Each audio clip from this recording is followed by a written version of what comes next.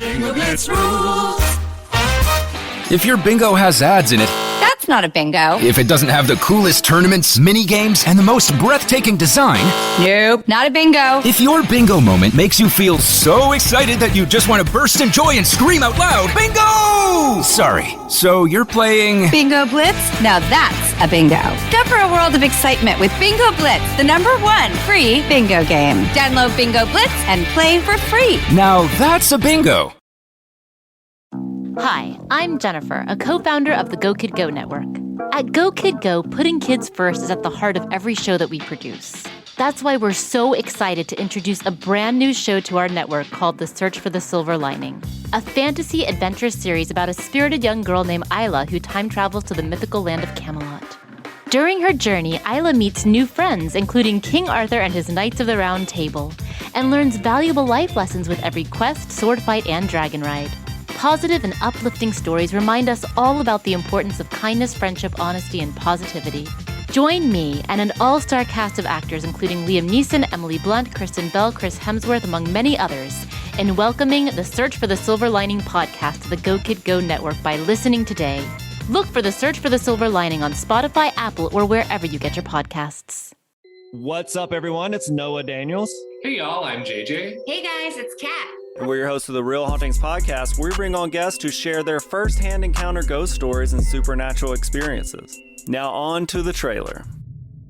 I've been warned to not tell this story, but I think because of the way it ends, it's okay to tell this story, because some people say that with certain entities, to like speak of them or talk about them or in any way like portray them as powerful will attract them to other people. The creepiest thing about it to me is a lot of times it would wait for me to notice it. Like it would just lay its arm out like this, and then I'd be like, where is it? Where is it? And then I'd see it, and then it would just slither back. For more information on the Real Hauntings, Real Ghost Stories podcast, make sure you check out real.fm to learn more about our podcast and many other amazing podcasts.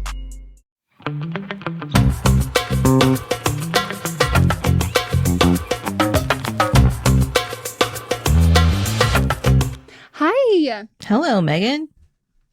What's up? The sky. Okay, cool. Love that. Wonderful. Well, welcome to another episode of Don't Blame Me. Wonderful Amazing. If you are brand new here, welcome to your new favorite podcast, or at least like in your top four ranking, because we have 4 podcasts. Mm-hmm. You're allowed to switch them based on what era of your life you're currently in, what season. And on this one, we are Meghan and Melisa, and we give you wonderful, amazing, life-changing advice. And I would say our OG listeners would be like, they've gotten me through so many tough times. Like, what would I do if I didn't have them? Like, People have said that. That's not an exaggeration. We love it. We've been around for a while, and sometimes our advice is chaotic. Sometimes it's messy, it's petty. Other times it's like very helpful and something that like our therapist would be like, okay, I don't hate that. I could co-sign it. And then other times you might get one of us in one camp and the one in the other. Did we start this in 2017? Listen, I know nothing about years. I think we did. But we have an exciting announcement. We do? I literally texted you about this. Oh, yeah, you did. There was a lot of text. We that did we were text texting. a lot. But now, if you are subscribed to our Patreon, subscribe to our Patreon if you want to see us, but also you're like, I want to hear the episodes without ads while I'm driving and I don't have time to sit down and just watch. You can now listen on Spotify. So if you're subscribed to our Patreon, you also get a link to our exclusive feed that's on Spotify, and you can listen in your car when you're going for a walk without any ads. I love how you would be in your car on a walk. I said or. Oh, I thought you said when you're in your car on a walk. Or on a walk. You are walking your car, technically. Or is the car walking you? Whoa. Mind blown. Yeah. That's crazy. I guess speaking of Patreon, if you're watching, you might notice we are not in the same room. We're recording virtually. And that is because I went to the Taylor Swift concert last week and it was around a lot more people than normal. So just want to be extra safe. And if you're watching Patreon, you also got to see a classic Melissa Twitch. It's like, what is a podcast episode without it? I still have to say last week, that was the biggest one you've ever had. Yeah, it was. You had like a paper, something, like you knocked something off of your you had like, it literally jostled you from inside your bones. If I was concentrating, I could have made it into an orgasm. Oh. That is some information. And thank you for sharing that with us. You're welcome. I feel like you could be a person who could do orgasms. I don't have the like fucking desire, like, because like, is it something you have or you don't, or is it a muscle you have to work at? I think some people just have. I know some people can just like brushing their teeth can cause them to have an orgasm. That's really stressful. It is. Like that person was like, this isn't a good thing. Like, no, that's fucking stressful. Yeah. And then I think the orgasm, you either have it or you can work to get it. Kind of like squirting. Okay. Yeah. So that's one of those things that like I have no desire to work to try and get it. I don't like doing core exercises. Yeah. Well, I'd rather just like learn Spanish. Like I just feel like there are better ways for me personally that I can benefit. Or just have an orgasm without doing core workouts. Yeah. And also like I can do that other one way quicker. Yes. I don't need the trial and error. Right. And then like I get abs. Overrated. Overrated. Well, we have a wonderful podcast for you. I actually don't know that, but I know that we're wonderful. And so therefore we can't create things that aren't wonderful. Call us Miss and Almost Mrs. Wonderful. What is the almost? I don't know. You're the one that's engaged and has been for like 2 years. I don't know. Isn't Miss. I'm a Miss, and I said almost Mrs. because you're almost. Oh, I thought married. you said almost Miss. No, and I was Miss like, and almost Mrs. Okay, because I go. I'm pretty sure I'm currently a Miss. Yeah, that is true. Are you a Miss? Yeah, I'm a Miss. Yeah, I am a Miss. I'm a Miss. So if you want to call for an upcoming episode where we give you wonderful, amazing, life-changing advice, leave us a voicemail at 310-694-0976. International listeners, you can send us an audio message at meganpodcast@gmail.com. You have to keep both of those under 3 minutes, be 18 or over, or have your parents' permission. And we do ask that you write everything down and practice a couple times, make sure it's under 3 minutes, and then read it either on the voice memo or on the voicemail. Include your age. If you would like to include pronouns, please do. But, if there's multiple people involved in the story or the situation you're telling us about, give them fake names, like pseudonyms, and include their ages. If it's about a relationship, how long have you been together? All of the important details that, someone would ask as follow-up questions. We don't get to do the follow-up questions. So anticipate those things, because otherwise we can only give you advice based on the information that you have given us. And let us know if you're sensitive. But also, we have opened up the DMs for advice. So if you would like to DM us and ask for, or even, write it out in an email, that is also A-okay. That is correct. And if you're going to send us an email or a DM, please also keep it to 300 words or less, but include all that information that Megan shared. And we have an update to our first write-in DM. This is the update to the writer that is going to veterinary school in London, and they're going to be long distance with their partner. London, baby. And they said, thank you for the advice. Definitely aware this is a miserable long time. I will definitely have to keep in mind the communication challenges and how to be honest. We have a couples therapist, and I will be getting a new therapist at school too. We have also recently been able to talk to other couples in a similar situation, vet and or med school, that are doing long distance, and that helps. I will keep you guys updated. Thank you. Amazing. I look forward to hearing all about you and your veterinary school, and let me know if you hang out with any horses. Or Dr. Dolittle. So Dr. Dolittle, the book? Yeah, the book. That's what I'm referring to. Uh-huh. So let us know if there's a doctor by the name of Dolittle who is talking to the animals heart to heart, snout to snout. I do think every veterinary school needs that. I just think it's important. Somebody that just like knows what the animals are going through. Yeah, it's the same way that like if you're like in medical school, I think you need to have like a doctor there who is like, I can sense with this like something that's like campy and like intense and over the top that you're like, whoa, like just like throw a little bit of magic in there. A little razzle dazzle. I love a razzle dazzle. I do. That's what they call you. Razzle dazzle. Rinks. Megan. Oh, Rinks. That Yeah, that I don't know works why better. that didn't fucking do right. I don't know. Razzle dazzle is too much to say though. Razzle dazzle Rinks. Yeah, that's hard. It's hard. Well, wonderful. And best of luck. We're rooting for you in your relationship. I don't want it to sound like we were, and I don't think you didn't say that you felt like that, but I just want to make sure that like you know that, you know, we are rooting for you. And if you need advice when it's happening, we're here. Go to Nando's. That's what I'm what else about London? Rain. Oh, fish and chips. If you're gluten-free, fantastic gluten-free options. Lots of fries. Tesco. Tikka masala. They claim that's their national fire fucking Indian food. If you're like me and you can't handle coconut, just be near a bathroom. I was watching this video of someone from London, and they were talking about how, well, I don't know if they're from London specifically, someone from the UK, and they were talking about how the UK doesn't have culture. They just stole everybody else's culture, which... Facts. You know, Melissa, I've gotten in trouble from British people who would talk shit on Americans, and I go, it's your fucking people who came over here and did this. I'm like, I'm not from here. I'm from your fucking place. Like, you can't say that, like, we're the origin. It's like, nah, this was not ours. And the collective us who came from where you currently reside came here and snatched all this shit up. And I they're was like, stolen, so...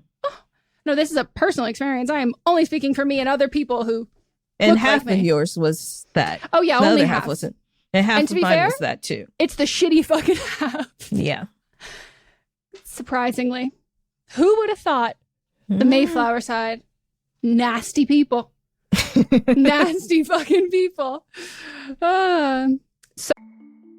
As a podcast network, our first priority has always been audio and the stories we're able to share with you. But at Realm, we also sell some pretty cool merch, and organizing that was made both possible and easy with Shopify. When you think about successful businesses like Aloe or Allbirds or Skims, an often overlooked secret is the business behind the business that makes selling and, for shoppers, buying simple. For millions of businesses, that business is Shopify. That's because nobody does selling better than Shopify. It's the home of the #1 checkout on the planet. And the not-so-secret secret that's definitely worth talking about is that Shop Pay boosts conversions up to 50%. That's more happy customers and way more sales going... If you're hoping to grow your business, your commerce platform better be ready to sell wherever your customers are scrolling or strolling, on the web, in your store, in their feed, and everywhere in between. Businesses that sell more, sell on Shopify. Upgrade your business and get the same checkout we use with Shopify. Sign up for your $1 per month trial period at shopify.com/realm, all lowercase. Go to shopify.com/realm to upgrade your selling today. Shopify.com/realm.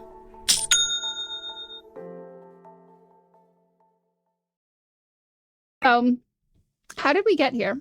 Oh, British people. British, yeah. Helen, this isn't about you. Don't worry. She knows. We're just gonna start name dropping the different listeners. We're like just every gonna do it. If you join our Patreon, you can be name dropped too once we get to know you. Exactly. You know, and you could be like a Mary. Mary started getting name dropped very early. Like if you've got like a personality, like and you're someone like you're memorable, Mary's gonna listen to this and go, "Oh God, why? What do you mean memorable?" She is memorable. Well. So let's take a break, and then when we get back, we're gonna get into our first call. Sounds like a wonderful plan.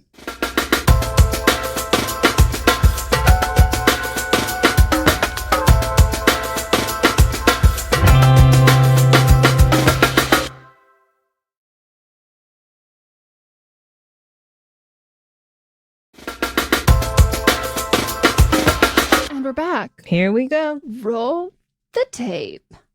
Hi, Megan. I'm Melissa. So I'm just going to get right into it. My best friend wants me to go to her brother's wedding that she is a bridesmaid in. I am not close with her brother, but I do know him and want to be supportive of my friend. She also is very involved in planning things and wants a lot of my ideas because I helped her with her wedding. I was totally for going to the wedding until it dawned on me that one of my exes, who was also her ex, very long and messy story I will not get into, will not only be there, but he is a groomsman. Let me please stress that this is probably one of the most insufferable people on planet Earth. He's a Trump supporter, he's manipulative, he's probably is a narcissist, and has mocked me and put me down for having feminist views. Now, she has not dated him for about 10 years, but my most recent encounter with him was 2 years ago, where we had a fling and we would hook up, but I ended up ghosting him because he was so insufferable and I came to my senses. He's the type of person to walk up to you and start shit in front of God and everyone else. Being that I am not close with the brother, obviously it is more important for my ex to be there than it is for me there, which is totally fine. It's his right. It's his wedding. I told her that I would not go and that she could count me out. She thinks I'm being immature and I just need to get over it. And I told her it's really not an event worth just getting over it for. If it were somebody I was close to or best friends with or a family member, I totally would put my feelings aside for this person and put a smile on my face. But I genuinely will be uncomfortable and anxious with this man being at this wedding. And I honestly don't find it worth it. If I'm not there, she's the only person that will probably care that I'm not there, and honestly don't even really know why she wants me there so bad. I'm not close with the bride or the groom. I've had dinners with them and their family a few times, had some conversations, but by no means was I on the top of the guest list. I really am essentially a plus one. She said that I could maybe bring a date if that would make me more comfortable, but I'm not seriously dating anyone. And I don't want to explain to somebody I recently met this situation and have them there and be in the middle of this, especially because I'm almost certain that this guy will come up and approach me and try to get on my nerves. Am I being unreasonable? What should I do? What should I say to her to convince her that I don't want to be there and get her to understand? Thanks. Bye-bye. I want to hear the messy. Well, first of all, kudos to you for making that call 2 minutes and 59 seconds. Perfectly timed out. Second, I want to know the gory details of how y'all both dated the same person. It seems like it was years apart, but still, I want to know. I know. And if you're on Patreon, you would have seen Melissa as soon as you were like, I'm not going to get into that. Both of us were like, oh God, no, this we want, give us that. You were at 2:59, but. So we understand. We appreciate the promptness. Yes. Question. I'm not completely judging you, but I'm just asking. Melissa's just saying all of the things that we said while this call was playing. So if you dated him, well, the last time you hooked up, I'm guessing you dated sometime before then, and then you had a little fling hookup 2 years ago. This would have been after Trump was elected and you knew his thoughts and feelings about things. Was it the insurrection that sent it over the edge? Yeah. I'm just curious. Question. And then my other question is, you said that you helped your friend plan their wedding. So is her husband going to be there? And if so, why does she need you there? So that's a wonderful point that I did not think about. Wow. Yeah, that's a very, very, very, very, very good point. I mean, all the things that you started saying at the end were all of the questions I had written down, why do they want you there? And you're like, I don't know why. I'm literally just a glorified plus one. And I don't know how old you guys are, because as someone who has said that I would do jury duty every week if it meant I could go with a friend, there are so many things that I'm I don't go to the DMV alone. There are certain things where I'm I love a buddy system. I love bringing a friend to come along to do something that I want to do, especially for something that I need to do.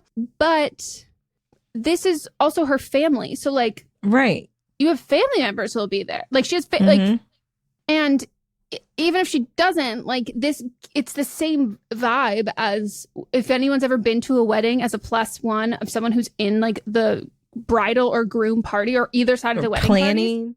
Yeah, you're literally chilling by your fucking self. Yeah, it seems like maybe since she's helped planning the wedding, that she wants you to help in with she wants you with a fucking clipboard and a little earpiece. A little earpiece running around and doing things that a wedding planner should be doing. Yeah, she's going to tell you to wear all black and sensible shoes.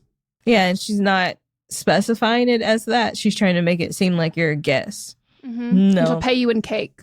Yeah, I wouldn't go. There's so many things that are happening. That man, even with her, it, like acting like that. Yeah, other people's weddings, like once you've been to a wedding, you've been to them all. Yeah.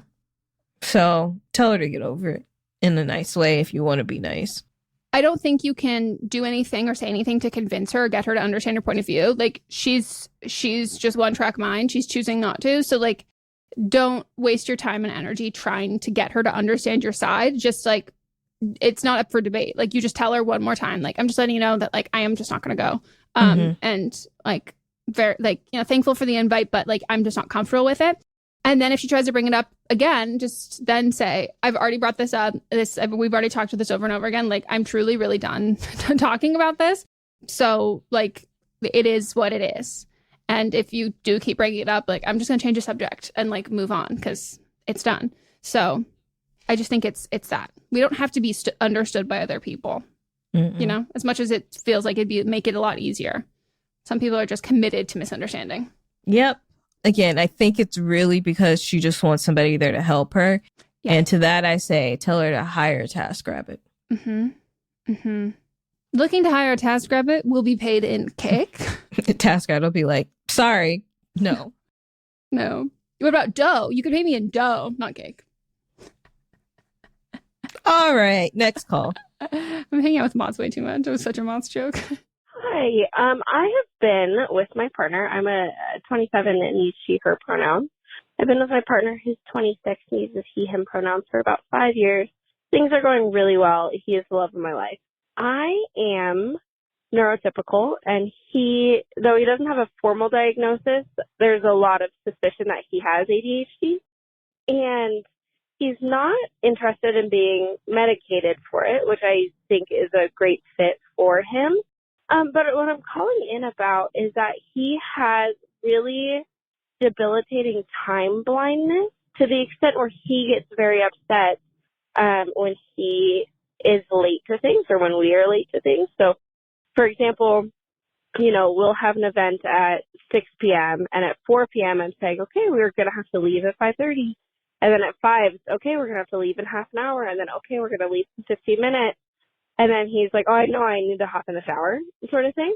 But then when we are late to things, because everyone else is ready to go and waiting on him, he knows that everyone's late because of him. And while it's really not that big of a deal, like it has run into some issues at work with him being late to things, but it's not that he doesn't want to be. He just genuinely has such bad time blindness.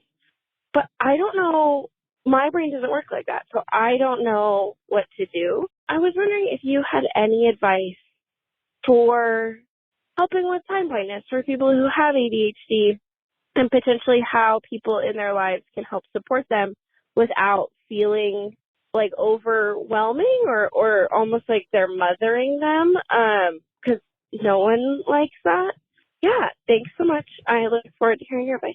Boy, oh boy. This could not be better. This has been a topic of conversation. I mean, this is like my literal life story, but this has been something that with Moths, like we've been having these conversations about like me telling him what I need for him to do. And he has said, and your phrasing of this is like pretty much exactly what he said, where it's like, I don't want to come across like parenting in the sense of like feeling like you're being overbearing or all of that kind of thing. And in very few cases, and this is one of them, I am a big believer and proponent, and you obviously have to talk to your partner about this first, that this is one of the things where I want you to go too far and then I'll tell you to scale it back, because I've never lived a life without time blindness, but like it is incredibly frustrating because like for me, when I've had an audition that I had to go in person to, like in order to be on, because I cannot be late for auditions, and in order to be on time for auditions,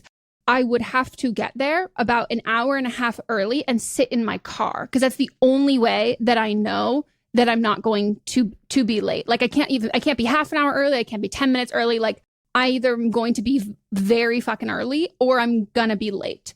But when you have someone assisting you and helping you in that, like I am much more on time to record the podcast now that Moss works from home because he helps me out in the morning and like to get ready. And like, I'm not late for doctor's appointments as much like when he's home and he can help me out with that stuff. This fucking happens. And the shame of it afterwards and feeling it, because it makes you feel like really fucking stupid because if someone doesn't experience it, even though a lot of people aren't judging you, like it is just one of those things that when your brain just works differently and you've never lived it any way else. So it's really hard to explain to someone because you're like, well, I don't know what it's like to not have this. So it's hard. So something for Mott's that I've told him that like, it's helpful for me. And I do this where it's like, I need to set timers. So when I have this timer go off, that means I need to do this task. And like, I'll write down all of the tasks I have to do before I have to leave the house. And for some of them that might take like more energy or more time, or that I might accidentally lag in and like spend more time doing, then ones can get shifted to before. So if it's like, I have to have my bag packed to go somewhere, I'm going to pack that before and have that done before. And then setting those timers and then those timers being labeled with what they are. And then also just like having another person around in the room at the same time or at the house at the same time as we're doing this. So like he can see that. But the thing that I've said before where it's like telling someone that like, okay, you have this much time left for me, and you have to talk to him, but like what's more helpful. But like for me, I also am not good at math and numbers and stuff. And so it's like, okay, so if you're saying that like this thing starts at this time, what time do we have to leave the house by? What time do we have to get in the car by? And especially for like people who are neurotypical, sometimes like, well, for me, like I need someone to be like really exact and literal. So if someone says like, we're going to leave at like 6, then my mind, I'm going, okay, so I have to be ready at 6. And then at 5:45, they're like, you ready to go? And I'm like, but it's not 6 yet. Like there is this kind of like rigidness in a brain like that, where it might feel like it's very floaty and all up in the air. But saying like, okay, cool. So you have to shower, you have to do this. Like, how long does it take to shower? Like, how are those things? And I get overwhelmed really easily. And so having those things laid out beforehand, so it's not like there's always going to be enough time. Like having those conversations about like what needs to get done and then calculating how long how long it is until that. But I do think that it is much more helpful to me for someone to be on top of me about the time and me to say, I've got it. Don't worry, I'm on it. Versus them not saying something and then me realizing we're late and feeling like no one told me, because it's like, that feels more infantilizing in a way, that it feels like I'm not choosing to do this.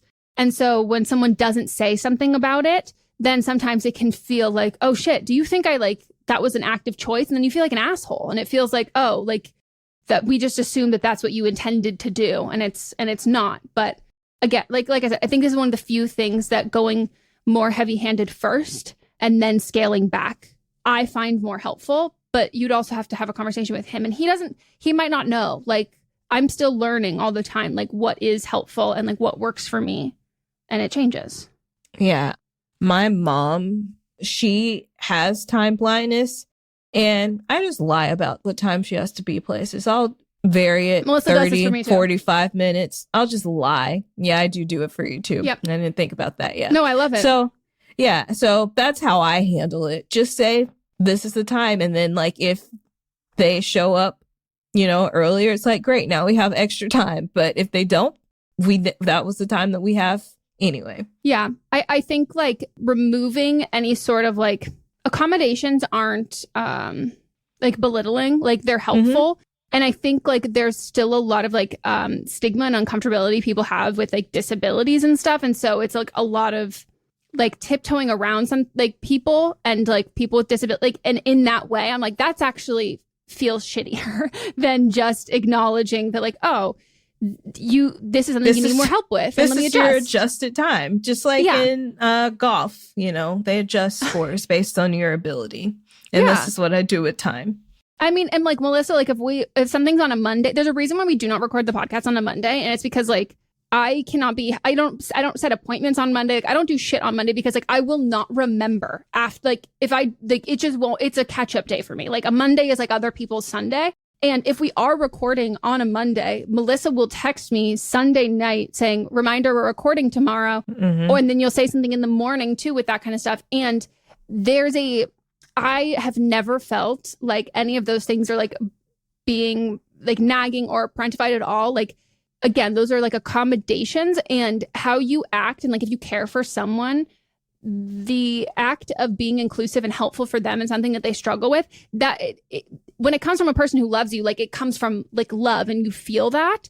And so I think that the tiptoeing around things makes people also feel, at least for me, makes me feel far more like a liability and a burden in a way, as opposed to like, it's just like, this is just like how I am. Because like, that's a big issue with, and he's undiagnosed at this point, but like, it's a really big issue of a lot of people with ADHD, myself included. Like, sometimes you just feel like, am I just like a really bad like, am I just a bad person? Like, am I just a bad, like, are these like character flaws? And then it's like, oh no, this is actually your brain. And these are those differences there. But like, there's like a lot of people who like, you don't know that for a while until you get diagnosed or you get more knowledge about what you might be going through. So if you love the person, it comes from a place of love, as long as you're listening and like adjusting accordingly.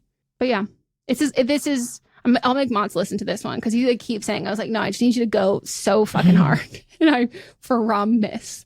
But he's like, oh my God, you're ready so early now. And I'm like, there's only 2 fucking options, my guy. But also, like, don't say that you're early. Like, I feel like don't say it. Hi, I'm Jennifer, a founder of the Go Kid Go network. At Go Kid Go, putting kids first is at the heart of every show that we produce. That's why we're so excited to introduce a brand new show to our network called The Search for the Silver Lining, a fantasy adventure series about a spirited young girl named Isla who time travels to the mythical land of Camelot. Look for The Search for the Silver Lining on Spotify, Apple, or wherever you get your podcasts. To after you've reached that location and be like, oh, we got here a little bit earlier. Or you look and you think that you're like, okay, they're almost done. They're like totally ready. I'm like, you don't know what's going through my brain. Like, I'm like seeing a craft that I'm like, oh, let me finish this thing. Or like, oh, this is a little messy. Let me tidy this up. Like, until my seat is buckled and I'm in the car, I'm not done. Like, I'm not ready, you know? Yep. All right, let's take a break.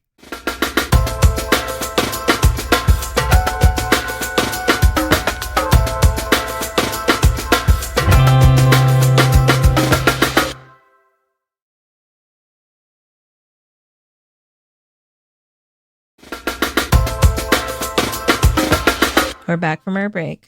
Oh my gosh, hi. Let's get into our next call. Hi, Meghan and Melisa. I am 21, she, her. I have a situation happening at work that I would like your advice about. I am an esthetician at a spa, and I have a client that I saw. The first thing she asked me was if I went to church. I told her no, and she asked me why, and I just said I don't feel comfortable talking about personal conversations like that. She continued to push and push and pretty much preach to me the whole time.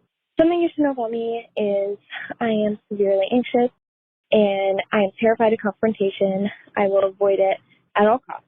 So this conversation made me very uncomfortable, but I just sat there and said, because I didn't want any kind of confrontation. I've seen her 2 times since then, and each time I told her I don't feel comfortable talking about this, and I would rather just talk about skincare, and she has ignored it and continued to preach and try and convert me. She has said some borderline homophobic stuff, like comparing homosexuality to bestiality. That's not really borderlining, but you know what I mean. And she just continues and pushes, no matter how many times I say, no, I'm not comfortable. I also have a lot of religious trauma from my dad, who was very religious and tried to shove that down my throat my whole life. So this whole situation just gives me flashbacks. Anytime I ask my fellow estheticians about this situation, they kind of just tell me I need to be more upfront and aggressive when I'm talking to her, but I have a really hard time doing that. So I would like some advice on that. I am a Libra sun, Cancer moon, and rising. Thank you. So can you just like rip her face off with a chemical peel so she never comes back? As a Christian who does not attend church and will not be attending church unless I find one that aligns with all my beliefs, I hate when people ask me about church and then try to preach to me, and that's so freaking annoying. But you are providing a service and you have the right to refuse service to anyone. So are you in a position where you can just refuse her service, or you can refuse your service to her? Because she could be on your block list. Yeah. And you can also just like, if this is like one of those things where like you're not getting all of the money, like unless you're, I don't know how it works in spas or like med spas, esthetician offices. If it's like hairstylists where it's like you could either pay a chair, like a chair fee, like you pay that kind of thing. And then those are your clients and you're able to set your own prices. Or if you're getting a percentage of the costs of what your clients are paying, and you also get paid salary. So I would say like if it's the latter, then you can, scheduling wise, you should be able to just like pass her off to somebody else and be like, yeah, I'm not interested in continuing to do this. And you can do that for like literally any reason. Even if you don't vibe with someone, like you don't have to do that. I think like any aesthetic services and even like hairstyling, makeup, like those are intimate, like it's touching and all of that shit. So like my threshold of like people's behavior is so much smaller because I'm literally touching your face. Like I'm like, we're close. We're in each other's space. This is very intimate. This isn't like a boardroom and we're across the table. Like it's one-on-one. So I would also say like, if you like need to kind of build up to that, like, can you wear headphones and just like not, like if you don't have the ability to not drop her as a client, which I think you do. And even if your job tells you you can't, I would look up the laws of that. I would also, if you're in a position where you're like, she sucks, but like I need the money and I don't have any other clients to fill this space, I would offer a new technique that is a lip mask and then just tape her mouth shut. Well, so that's actually a great call because I look at those fucking facial videos on TikTok all the time and like they'll do those little lip masks and that's how you start it. Yeah. And that's amazing. And then, or maybe you even do a playlist that you have and you can throw like, oh, you're listening to like a podcast, like something along the lines of, or like a hypnosis tape where like she falls asleep and so like you lull her into a sleep like that. And then when you wake her up, keep the face mask on and then do really painful extraction. Like I'm not saying like get dinged from like the board where it's like you can get fucked up by like truly burning her face off and a medical malpractice kind of thing. It's not medical, but like a malpractice suit. But we've all had facials from someone was like, it wasn't the greatest. So, you can also drive her away by pretending to be bad. Mm-hmm. Or also just getting some lip mask because that could hurt other business. Like word could get around. That's true.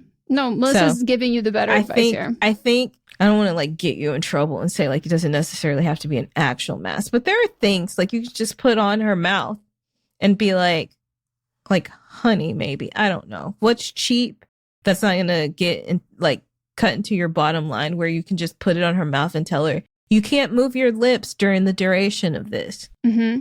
No, but like those like sheet ones that cover, that's just like a little mouth shape one, perfect. Or even like, use one of those nice cloths and lay it over her mouth. Oh, I love those little cloths. Yeah, and you just breathe deep through your nose. This is just a relaxing treatment. And we're gonna stay really quiet. And then anytime she talks, go shh. And then put your finger across, drag your finger across from her nose down to her mouth, and every time go shh. And maybe like sing some like lullabies and like the itsy bitsy spot, just like weird her out. And then do like the spider on her face. Yeah. And then crack an egg on your head and then do let it fall down. Yeah, just do those. And then pull out a watch and go, you are getting very sleepy. So take from this what you will. Yeah, we've given you a lot of options. But yeah, this would piss me off the fuck too. All right, next call. Hi, Meghan and Melisa. I'm 22 years old and my pronouns are she, her. I have been dating casually since I started college, mainly because I was traveling between states constantly and I was also going to study abroad in college. During that time, I still went on dates and had a few situationships. Some ended well, but most didn't. I am now in a more stable place and have a full-time job. I'm in a new city and I really want to find someone for something serious. I have put myself out there, gone on dates, been on the apps, and even got set up by a friend. But that really did not end well. I feel like there's always something that doesn't match well with me and the other person, like big things like values or deal breakers, for example, like certain types of recreational drug use that I don't agree with. Or things like they end up ghosting me or saying that they are not interested. I've also noticed that a lot of my ex-situationships ended up finding long-term partners right after me. Granted, some of them I did tell them I was not looking for something serious, while others I said I was just going with the flow, just like they also told me. Now I do say I am looking for a relationship. I want to make that clear. I cannot help but ask myself if I'm the problem since I've been the common denominator in all these situations. I've talked about this in therapy and with my friends, but not really had big answers. I've truthfully asked myself if there might have been anything wrong with me. The only thing I can think of is maybe coming off too strong at first, but at the same time, I don't think I was. I think I was just stating what I was looking for and really trying to get to know people deeper. How can I find love in a big city? Is there something I should do for self-reflection / correct anything? How can I feel comfortable with myself while in this journey? I like spending time with myself. I spend a lot of time with myself, but I get pretty in my head when I see couples acting very cute in the street or when I'm doing something that me and someone that I saw as a potential partner had talked about doing that I was really looking forward to, but then it didn't happen because everything ended. Any advice that you can provide would be very helpful. Thank you. I wish you would have told us how long this has been. Melissa, if you could deduce, when do you graduate? How old are you when you graduate college usually? 22. Oh, so like it's just recent. And that's the thing is like, you're still so young. And I'm not trying to be like ageist or anything, but you're in a transitional point where like people are figuring out who they are and what they want. And, I know like you see other people in relationships and stuff, but they might not be as clear in their thought of who they want as a partner where you are. Like, you know what you want, you know who you want, you know how you want them.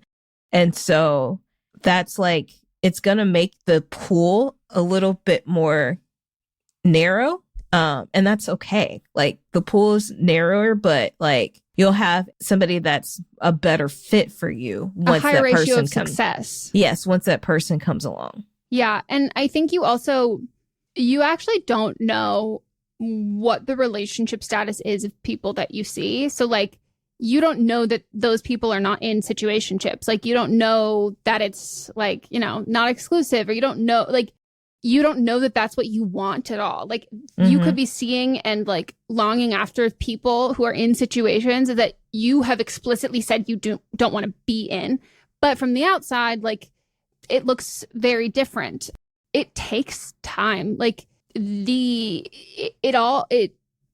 it doesn't work out until it does. And it only has to work out like once. And so it can be difficult when you see people who seemingly have been in more serious relationships and have like gone from a more serious relationship to another more serious relationship. But that doesn't determine like the quality of those relationships, nor does it determine the quality of each person's character, or you're lacking something that they have. And there's like kind of like a trick. Truly the trick, if you want to be in a serious relationship quickly and immediately, is to, and I mean this seriously, and I'm not giving you this advice, but like seriously, it is to lower your standards. And that's not what you want to do. And so there is no secret other than that. So like there are, and I'm not saying that anyone you see who gets into a relationship relatively quickly like has low standards, but you also don't know you don't know if they're lowering their personal standards to be with this person. And is it because they don't want to be lonely, or is it because they're drawn to this person for some reason? Like whatever it is, you can't know that. And like Melissa said, like your gift right now is like, you really know yourself and you really know what you want. And that's like the pinnacle. That's the ultimate. Like that's what you want. And that's how like you will end up in a relationship that like is a great relationship. And you will be with someone who you're really compatible with, who wants the same things as you do. But that does mean that you are probably going to wait a little bit longer, and you're going to date some duds, and you're going to have a little bit more of that experience. But, you know, I think like both sides of the experience of dating around and getting rejected and learning those lessons, and then learning lessons in a relationship through that kind of conflict, both of those are unavoidable, and everybody's going to get them at some point or the other. And I think like some people who date around, they learn a lot of that shit.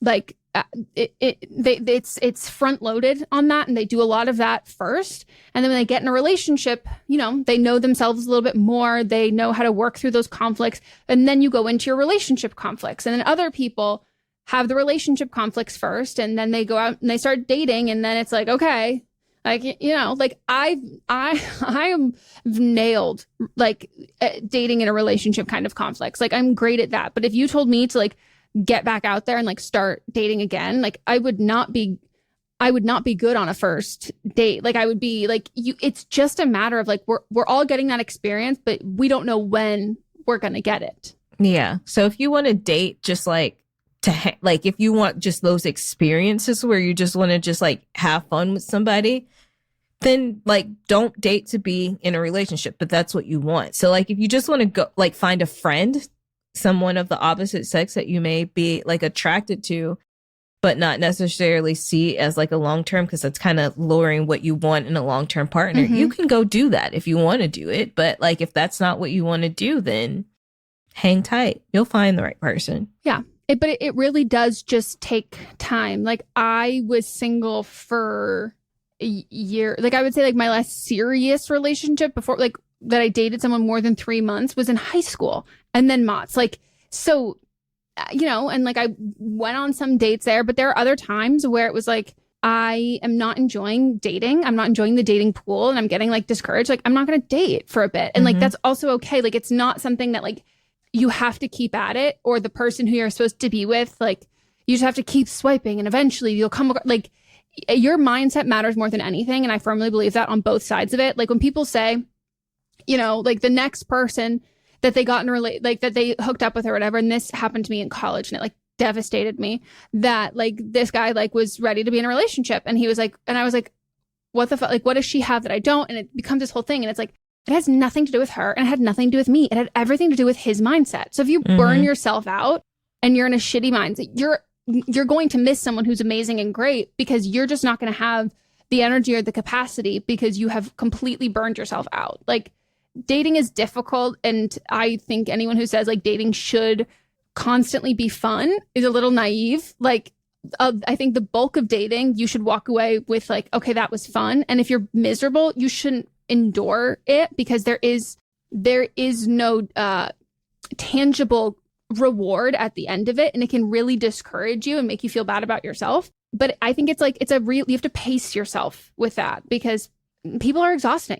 Like bad dates can like, they can wreck your confidence, or they can, you know, make you feel icky or whatever it is. But it's not like a sprint. It's like a race. And it also might help, and I've given this advice to like friends before, where it's like sometimes you like need to like take a break from like watching couple videos on TikTok, or like watching rom-coms. Like sometimes you need to watch like a movie about divorce. Like sometimes you need to like have like a little bit of a dose of a reality check there. And also know that, especially if your friends are in relationships, if they are mature and adult and like learning from this, they're not going to tell you, they're going to tell you the good things, but they're not always going to tell you all of the bad.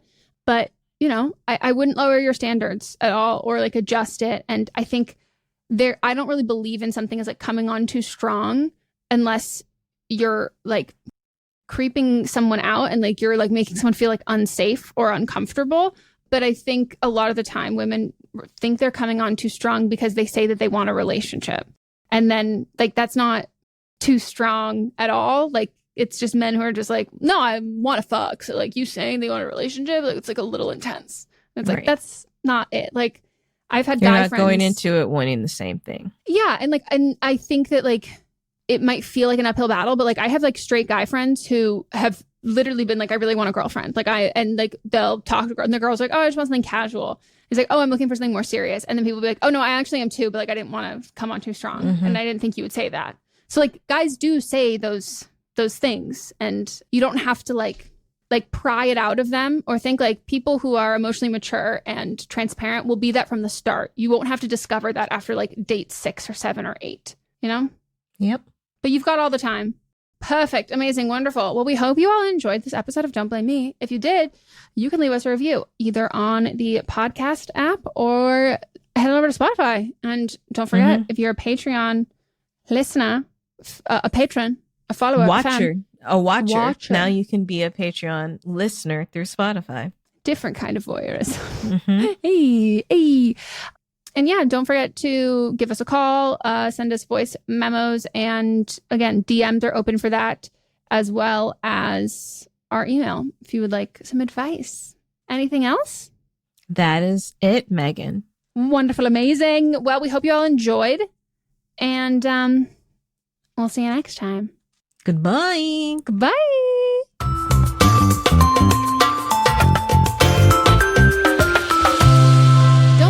Production by me, Megan Rinks. And me, Melissa D. Montz, plus Diamond Imprint Productions. Post-production sound and editing by Coco Lorenz. Production assistance by Melanie D. Watson. And music by Giacomo Picasso and Ryan Hunter. Listening to a podcast should be time well spent. And I promise it will be if you'll give this podcast a try. It's called Something You Should Know. I'm the host, Mike Carruthers, and in every episode, I talk with leading experts on topics I know you will find fascinating. From why people can't keep secrets, what your favorite music says about you, why your pet acts in strange ways, and so much more. Something You Should Know is designed to give you information you can use in your life and give you great intel that you can share with others. I'm told it's a binge-worthy podcast. And with over 1,000 episodes, there's a lot to binge on. Something You Should Know has been ranked in the top of the Apple Podcast charts consistently for a long time. I know you're going to like this. I just need to get you to try it. Something You Should Know. It's available wherever you listen to podcasts. Contained herein are the heresies of Radolf Buntwine, erstwhile monk turned traveling medical investigator. Join me as I study the secrets of the divine plagues and uncover the blasphemous truth that ours is not a loving God, and we are not its favored children. The heresies of Radolf Buntwine, wherever podcasts are available.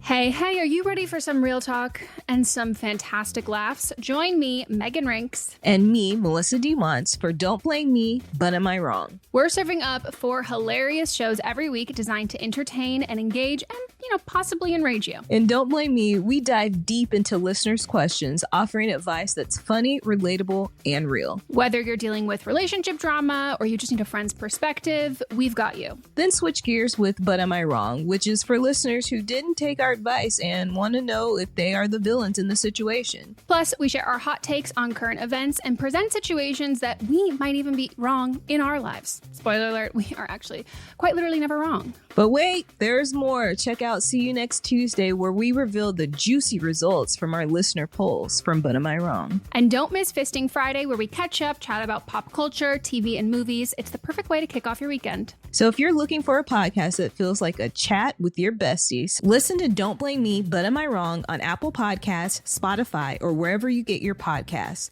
New episodes every Monday, Tuesday, Thursday, and Friday.